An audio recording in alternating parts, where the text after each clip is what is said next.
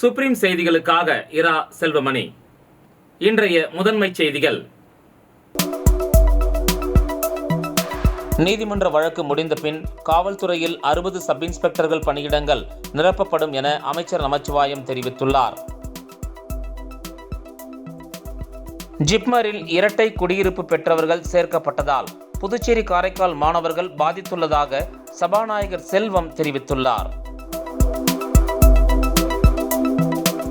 புதுச்சேரி காரைக்கால் பிராந்தியத்தில் 10ஆம் வகுப்பு தேர்ச்சி பெற்ற மாணவர்கள் கைபேசி செயலி மூலம் வேலைவாய்ப்பு அலுவலக பதிவை மேற்கொள்ளலாம் என வேலைவாய்ப்பு அலுவலகம் தெரிவித்துள்ளது. இனி விரிவான செய்திகள். நீதிமன்ற வழக்கு முடிந்த பின் காவல்துறையில் 60 சப் இன்ஸ்பெக்டர்கள் பணியிடங்கள் நிரப்பப்படும் என அமைச்சர் நமச்சிவாயம் தெரிவித்துள்ளார். புதுச்சேரி காவல்துறை செயல்பாடுகள் தொடர்பாக போலீஸ் அதிகாரிகளுடன் ஆலோசனை கூட்டம் உள்துறை அமைச்சர் நமச்சிவாயம் தலைமையில் காவல்துறை தலைமையகத்தில் நடைபெற்றது. மேலும் சைபர் கிரைமில் தொடர்ந்து பல்வேறு இடங்களில் குற்றம் புரிந்த கும்பலை பிடித்த சைபர் கிரைம் போலீசாரை அமைச்சர் நமச்சிவாயம் பாராட்டி சான்றிதழ் வழங்கினார். தொடர்ந்து செய்தியாளர்களிடம் பேசிய நமச்சிவாயம், புதுச்சேரியில் 34 இடங்களில் புதிய போக்குவரத்து சிக்னல்கள் அமைக்கப்பட்டுள்ளது என்றும், நகரை கண்காணிக்க 17 இடங்களில் சிசிடிவி கேமராக்கள் பொருத்தப்பட்டு அவற்றை செயல்பாட்டிற்கு கொண்டுவர நடவடிக்கை மேற்கொள்ளப்பட்டு வருகிறது என்றும், போக்குவரத்து மிகுந்த இடங்களில் மேம்பாலங்கள் அமைக்க நடவடிக்கை எடுக்கப்பட்டு வருகிறது என்றும், நீதிமன்ற வழக்கு முடிந்த பின் 60 சப் இன்ஸ்பெக்டர்கள் பணியிடம் நிரப்பப்படும் என்றார் அமைச்சர் நமச்சிவாயம். குற்றங்களை புரிந்து வந்த ஒரு மிகப்பெரிய கும்பலை நம்முடைய புதுவை மாநில சைபர் கிரைமுடைய டீமு, மரியாதைக்குரிய எஸ்எஸ்பி கலைவாணன் தலைமையில் இருக்கின்ற வாழ்த்துக்களையும் பாராட்டுக்களையும் நான் இந்த நேரத்தில் தெரிவித்துக்கிறேன். அதே மாதிரி பார்த்தீங்கன்னா காவல்துறையில் நம்முடைய புது டிஜி அவர்கள் பொறுப்பேற்று இன்னைக்கு காவல்துறையுடைய பல்வேறு பிரிவுகள் சம்பந்தமான ஆலோசனைகள், குறிப்பாக லாண்ட் ஆர்டரு, அதே மாதிரி ஆன்டி நார்கோட்டிக்ஸு, டிராஃபிக்கு, ஐஆர்பிஎன், இப்படி எல்லா துறைகள் சம்பந்தமான ஒரு ஆலோசனை கூட்டம் நடந்தது. அந்த ஆலோசனை கூட்டத்தில் இது வரைக்கும் நம்ம என்ன நடவடிக்கை எடுத்திருக்கிறோம், நம்ம இனிமேல் என்ன நடவடிக்கை எடுக்க போகிறோம் அப்படின்றது சம்பந்தமாக பல்வேறு ஆலோசனை நடந்தது. ஜிப்மரில் இரட்டை குடியிருப்பு பெற்றவர்கள் சேர்க்கப்பட்டதால் புதுச்சேரி காரைக்கால் மாணவர்கள் பாதித்துள்ளதாக சபாநாயகர் செல்வம் தெரிவித்துள்ளார். புதுச்சேரி சட்டப்பேரவையில் செய்தியாளர்களை சந்தித்த சபாநாயகர் செல்வம், ஜிப்மர் மருத்துவக் கல்லூரியில் விதியை மீறி இரட்டை குடியிருப்பு பெற்ற 9 பேர் நடப்பாண்டு சேர்க்கப்பட்டனர். இதனால் புதுச்சேரி காரைக்காலைச் சேர்ந்த 9 மாணவர்கள் சேர முடியாத நிலை ஏற்பட்டுள்ளது என்றும், இதுகுறித்து கவர்னர், முதல்வர், மத்திய சுகாதாரத்துறை அமைச்சருக்கு புகார் அளிக்கப்பட்டுள்ளது என்றும், அதன் அடிப்படையில் ஜிப்மரில் 9 பேரின் சேர்க்கை ரத்து செய்யப்பட்டது. இந்த நிலையில் 2 நாட்களில் புதுச்சேரி காரைக்காலைச் சேர்ந்த 60 பேர் ஜிப்மரில் இளநிலை மருத்துவக் கல்லூரியில் சேர்ந்துள்ளனர். முதல்வர் சட்டசபையில் அறிவித்த ரூபாய் 5 லட்சத்துக்கான சிறப்பு மருத்துவ சிகிச்சை திட்டத்தின் கோப்பு கவர்னருக்கு அனுப்பப்பட்டுள்ளது. அனுமதி கிடைத்ததும் விரைவில் அத்திட்டம் செயல்படுத்தப்படும் என்றார். புதுச்சேரி அரசு மருத்துவமனையில் தடையில்லா சான்று பெற்று தமிழக பகுதி மருத்துவமனைகளிலும் மூலம் சிகிச்சை பெறலாம் என்றார். 9 நபர்கள் பெற்றதாக புகார் எழுந்ததன் அடிப்படையில் மாண்புமிகு துணைநிலை ஆளுநர் கைலாசநாதன் அவர்களிடமும் மாண்புமிகு முதலமைச்சர் அவர்களிடமும் இதை பல்வேறு சமூக அமைப்புகளும் நாங்களும் எடுத்து கூறிய நுழைவாக இன்றைக்கு மத்திய அரசின் கட்டுப்பாட்டில் உள்ள என்எம்சி தனது அதிகாரத்தை பயன்படுத்தி இரட்டை குடியுரிமை உள்ள அந்த 9 மாணவர்கள் நீக்கப்பட்டு நேற்றைய தினம் 60 மாணவர்களுக்கான சேர்க்கையை அறிவித்துள்ளனர். புதுச்சேரி காரைக்கால் பிராந்தியத்தில் 10ஆம் வகுப்பு தேர்ச்சி பெற்ற மாணவர்கள் கைபேசி செயலி மூலம் வேலைவாய்ப்பு அலுவலக பதிவை மேற்கொள்ளலாம் என வேலைவாய்ப்பு அலுவலகம் தெரிவித்துள்ளது.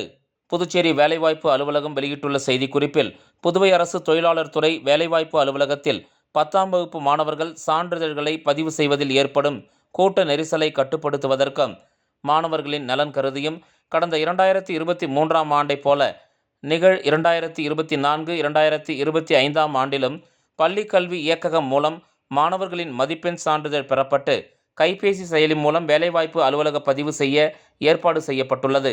எனவே புதுச்சேரி மற்றும் காரைக்கால் பிராந்தியங்களில் 10ஆம் வகுப்பு உண்மை சான்றிதழ் பெற்ற மாணவர்கள் வேலைவாய்ப்பு பதிவுக்காக வேலைவாய்ப்பு அலுவலகத்தை நேரில் அணுக வேண்டாம் என்றும், மேலும் 10ஆம் வகுப்பு கல்வி தகுதியை கைபேசி செயலியில் பதியும் முறை தொழிலாளர் நலத்துறை இணையதளத்தில் விளக்கப்பட்டுள்ளது என்றும், அதன் மூலம் வேலைவாய்ப்பு அலுவலக பதிவு அடையாள அட்டையை பதிவிறக்கம் செய்து கொள்ளலாம் என அதில் குறிப்பிடப்பட்டுள்ளது.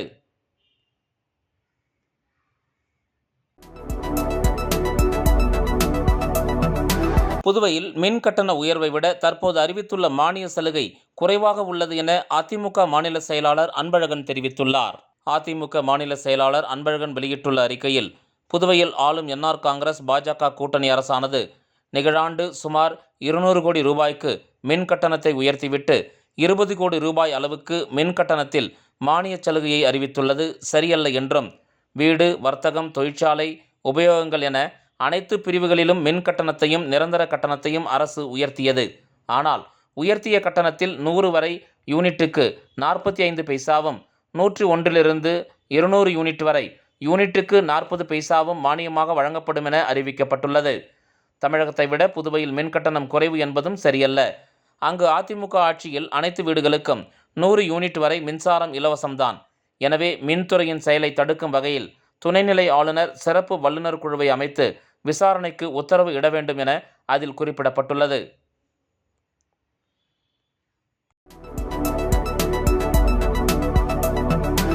புதுவையில் 2024ஆம் ஆண்டுக்கான நல்லாசிரியர் விருதுக்கு 21 ஆசிரியர்கள் தேர்வு செய்யப்பட்டுள்ளனர். புதுவை கல்வித்துறை இயக்குனர் பிரியதர்ஷினி வெளியிட்டுள்ள செய்திக்குறிப்பில், புதுவையைச் சேர்ந்த ஆசிரியர்களில் சிறந்த பணிக்காக டாக்டர் ராதாகிருஷ்ணன் விருது, முதல்வரின் சிறப்பு விருது, கல்வித்துறை அமைச்சர் விருது ஆகியவை வழங்கப்பட்டு வருகின்றன.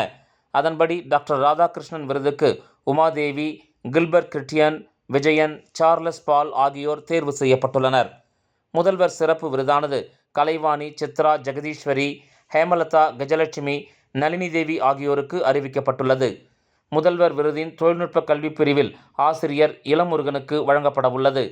கல்வித்துறை அமைச்சரின் மண்டல விருதுக்கு முரளி, திருஞான சம்பந்தன், திருநாராயணன், ஜமுனா, கணபதி, விவேகானந்தன், பரமேஸ்வரி ஆகியோர் தேர்வு செய்யப்பட்டுள்ளனர்.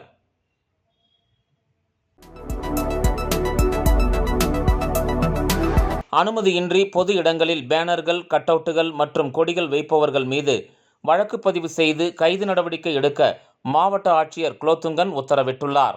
புதுச்சேரியில் அனுமதியின்றி பொது இடங்களில் வைக்கப்பட்டிருக்கும் பேனர்கள், கட்டவுட்டுகள் மற்றும் கொடிகள் அகற்றுவது தொடர்பாக கலெக்டர் குலோத்துங்கன் தலைமையில் ஆலோசனைக் கூட்டம் நடைபெற்றது. இக்கூட்டத்தில் உள்ளாட்சித்துறை, பொதுப்பணித்துறை, வருவாய்த்துறை, காவல்துறை அதிகாரிகள் பங்கேற்றனர். அனுமதியின்றி பொது இடங்களில் பேனர்கள், கட்டவுட்டுகள் மற்றும் கொடிகள் வைப்பவர்கள் மீது வழக்கு பதிவு செய்து கைது நடவடிக்கை எடுக்க கலெக்டர் உத்தரவிட்டார். மேலும் பேனர்கள் அகற்றுவதற்கான செலவின தொகையை சம்பந்தப்பட்டவர்களிடம் வசூலிக்க அறிவுறுத்தினார். அனுமதியின்றி பொது இடங்களில் பேனர்கள், கட்டவுட்டுகள் மற்றும் கொடிகள் வைத்துள்ளவர்கள் தாமாக முன்வந்து அகற்ற வேண்டும் என கலெக்டர் குலோத்துங்கன் வலியுறுத்தியுள்ளார்.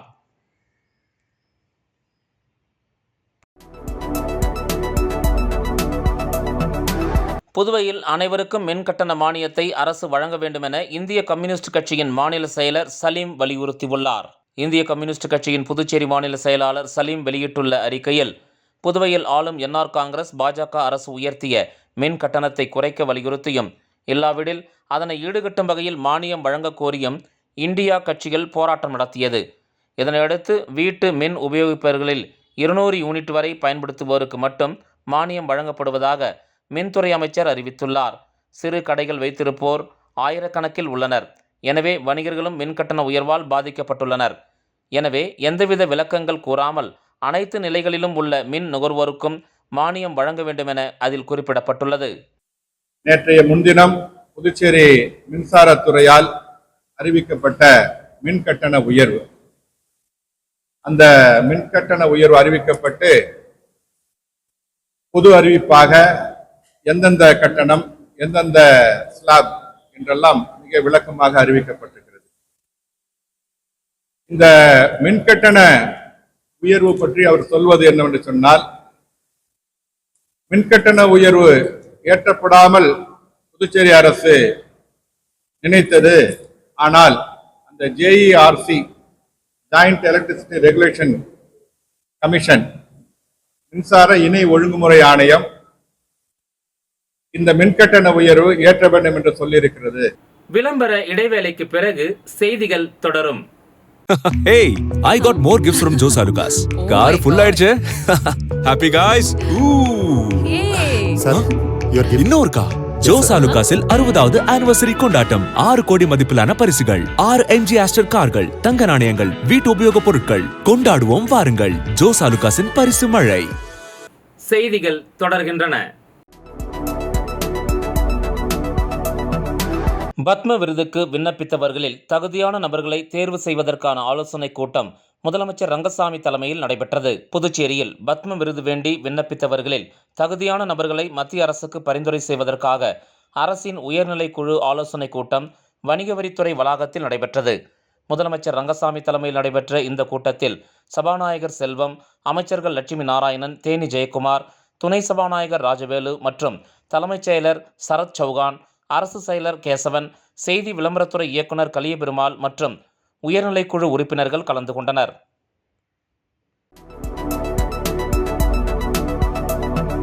காரைக்கால் பார்வதீஸ்வரன் தேவஸ்தான நில மோசடி குறித்து சிபிஐ விசாரணை நடத்த வலியுறுத்தி இந்து முன்னணி சார்பில் மாவட்ட ஆட்சியரிடம் கோரிக்கை மனு வழங்கப்பட்டது.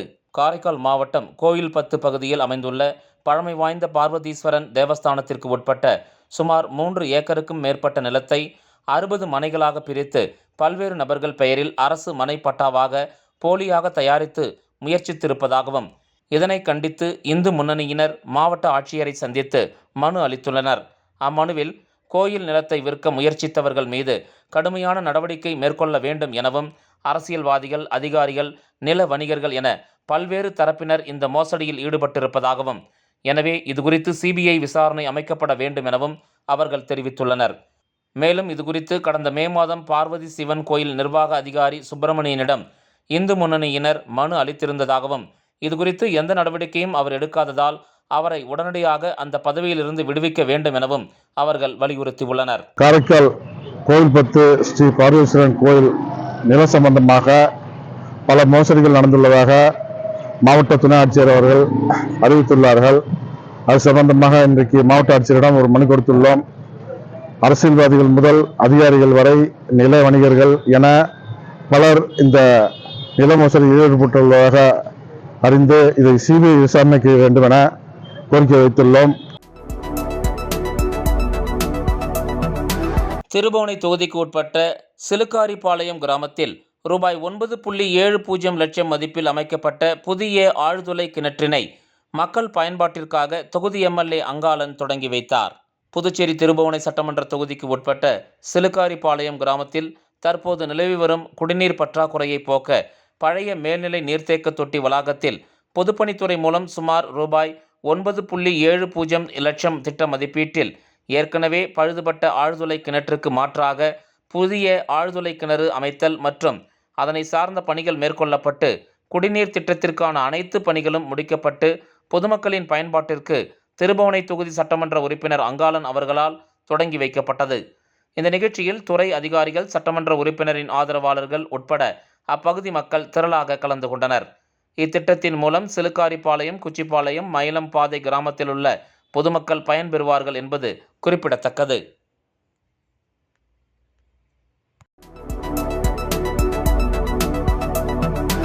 மணவெளி சட்டமன்ற தொகுதி அபிஷேகப்பாக்கம் பகுதியில் உள்ள சேத்திலால் அரசு உயர்நிலைப்பள்ளி மாணவ மாணவியர்களுக்கு அரசின் இலவச மிதிவண்டி மற்றும் மழை அங்கிகளை சட்டப்பேரவைத் தலைவர் வழங்கினார். புதுச்சேரி அரசு பிற்படுத்தப்பட்டோர் மற்றும் சிறுபான்மையினர் நலத்துறை மூலம் அரசு மற்றும் அரசு உதவி பெறும் பள்ளிகளில் 9ஆம் வகுப்பு பயிலுகின்ற மாணவ மாணவியர்களுக்கு இலவச மிதிவண்டி மற்றும் மழை அங்கி வழங்கும் திட்டத்தின் கீழ் மணவெளி சட்டமன்ற தொகுதியில் உள்ள அபிஷேகப்பாக்கம் சேத்திலால் அரசு உயர்நிலைப்பள்ளியில் பயிலுகின்ற மாணவ மாணவியர்களுக்கு தொகுதி சட்டமன்ற உறுப்பினரும் சட்டப்பேரவைத் தலைவருமான செல்வம் மிதிவண்டி மற்றும் மழை அங்கிகளை வழங்கினார். இந்த நிகழ்ச்சியில் பள்ளி தலைமை ஆசிரியர், ஆசிரியர் பெருமக்கள் மற்றும் அப்பகுதி முக்கிய பிரமுகர்கள், மாணவ மாணவியர்கள் ஆகியோர் கலந்து கொண்டனர்.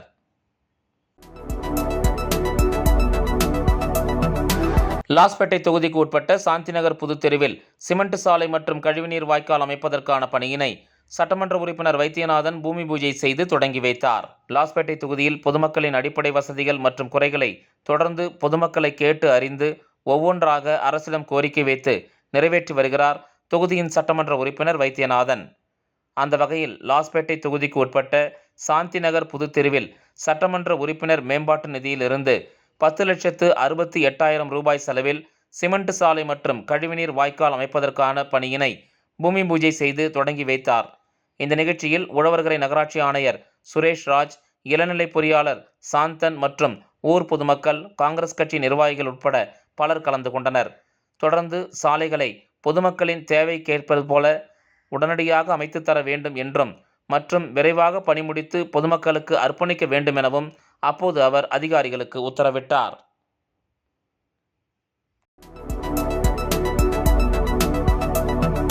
புதுச்சேரி மக்களவை உறுப்பினர் வைத்திலிங்கம் பாராளுமன்ற கூட்டு கமிட்டியின் உறுப்பினர் டாக்டர் முகமது ஜவாத் அவர்களை சந்தித்து புதுவை இஸ்லாமிய மக்களின் வக்பு திருத்த சட்டம் குறித்த கருத்துக்களை முன்வைத்தார்.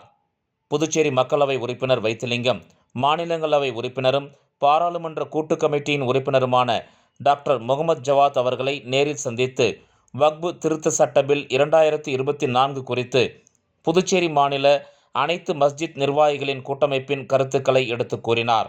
மேலும் திரு வைத்திலிங்கம் எம்பி அவர்கள் புதுவை மாநில இஸ்லாமிய மக்களுடைய கருத்துக்களை கூட்டு பாராளுமன்ற குழு கமிட்டியில் எடுத்துரைக்குமாறும் அப்போது வலியுறுத்தினார்.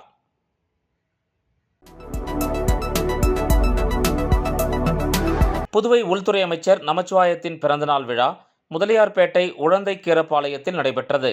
புதுவை உள்துறை அமைச்சர் நமச்சிவாயத்தின் பிறந்தநாள் விழா முதலியார்பேட்டை உழந்தைக்கீரப்பாளையத்தில் நடைபெற்றது. மாநில செயற்குழு உறுப்பினரும் திரு நமச்சிவாயம் அவர்களின் தீவிர ஆதரவாளருமான கமலக்கண்ணன் அவர்களின் தலைமையில் இந்த பிறந்தநாள் விழா வெகு விமரிசையாக கொண்டாடப்பட்டது. பாஜக தொகுதி பொறுப்பாளர் சத்யராஜ், முன்னாள் கவுன்சிலர் அவர்கள், தொகுதி தலைவர் திரு விஜயகுமார் அவர்கள், அனைத்து வியாபார சங்க தலைவர் திருவேங்கடம் அவர்கள், கமலக்கண்ணன், பாரதி மில், பாஜக நிர்வாகிகள் திரு புல்லட் ராஜ், திரு ஐயப்பன், திரு இளவரசன், திரு சின்னத்தம்பி, திரு ஹரிதாஸ், திரு நாகமுத்து, திரு திருச்சந்திரன், திரு பாலசுப்ரமணியம், திரு ஆனந்த், திரு அமரேசன், திரு கோவிந்தன், மகளிரணி நிர்வாகிகள் திருமதி புவனேஸ்வரி, திருமதி லக்ஷ்மி, திருமதி வாசுகி, திருமதி மஞ்சு, திருமதி ராஜேஸ்வரி, திருமதி கிரிஜா ஆகியோர் இதில் கலந்து கொண்டனர். இந்த நிகழ்ச்சியில் அன்னை சிவகாமி பள்ளியில் 10ஆம் வகுப்பு மற்றும் 12ஆம் வகுப்பு தேர்வில் வெற்றி பெற்ற முதல் 3 இடம் பிடித்த மாணவிகளுக்கு கேடயம், சான்றிதழ் மற்றும் ஊக்க பரிசுத் தொகை வழங்கப்பட்டது. மேலும் அப்பகுதியில் உள்ள முதியவர்களுக்கு 300 போர்வைகள் மற்றும் 1000 நபர்களுக்கு நாட்டு சர்க்கரையை அமைச்சர் அவர்களின் கரங்களால் வழங்கப்பட்டது. இந்த நிகழ்ச்சியில் மாநில, மாவட்ட நிர்வாகிகள் மற்றும் பொதுமக்கள் கலந்து கொண்டு விழாவை சிறப்பித்தனர்.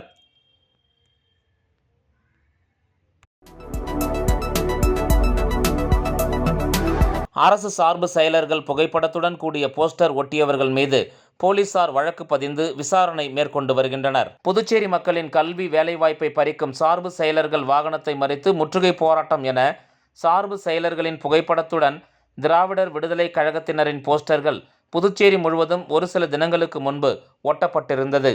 இதைத் தொடர்ந்து சப் கலெக்டர் அர்ஜுன் ராமகிருஷ்ணன் வெளியிட்டுள்ள உத்தரவில் அரசு அதிகாரிகளின் புகைப்படத்துடன் பொது இடங்களில் ஆட்சேபனைக்கு உரிய வகையில் போஸ்டர் ஒட்டப்பட்டுள்ளது என்றும், இத்தகைய செயல் அரசு ஊழியர்கள் பணி செய்வதில் இடையூறு செய்வது புதுச்சேரி திறந்தவெளி அழகை சீர்கெடுக்கும் சட்டத்தின் கீழ் குற்றமாகும்.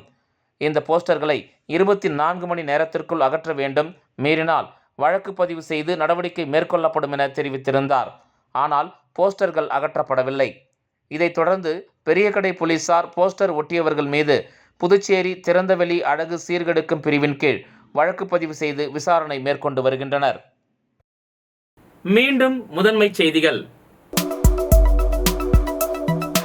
நீதிமன்ற வழக்கு முடிந்த பின் காவல்துறையில் 60 சப் இன்ஸ்பெக்டர்கள் பணியிடங்கள் நிரப்பப்படும் என அமைச்சர் நமச்சிவாயம் தெரிவித்துள்ளார்.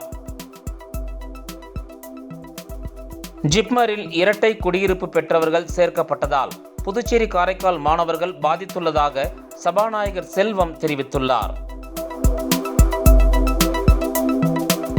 புதுச்சேரி, காரைக்கால் பிராந்தியத்தில் 10ஆம் வகுப்பு தேர்ச்சி பெற்ற மாணவர்கள் கைபேசி செயலி மூலம் வேலைவாய்ப்பு அலுவலக பதிவை மேற்கொள்ளலாம் என வேலைவாய்ப்பு அலுவலகம் தெரிவித்துள்ளது. இந்த செய்தி அறிக்கை இத்துடன் நிறைவு பெறுகிறது. வணக்கம்.